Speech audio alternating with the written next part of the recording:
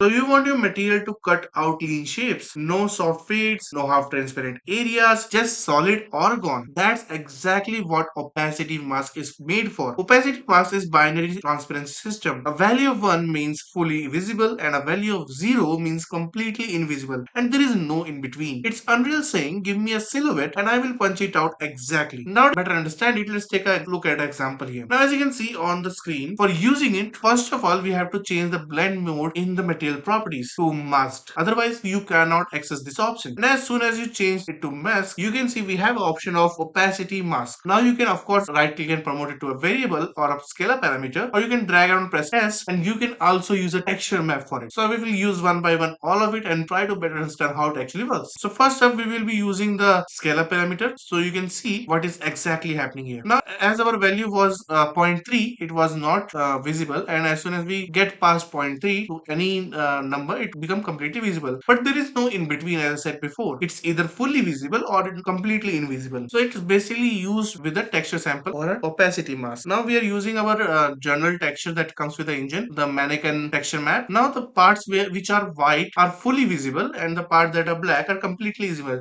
and it's a complete clear cut as you can see on the screen. So you can also use this for making railings and stuff, without wasting any polygons. So now the question is where you're gonna generally use it. Any asset that needs sharpness, cutout shapes like foliage card, leaves, hair planes, fences, grills, cloth halls, decays, UI icons, basically any time you want perfect edges without the cost or issues of fully transparency. If you make foliage or stylized assets, you will end up using opacity mask constantly.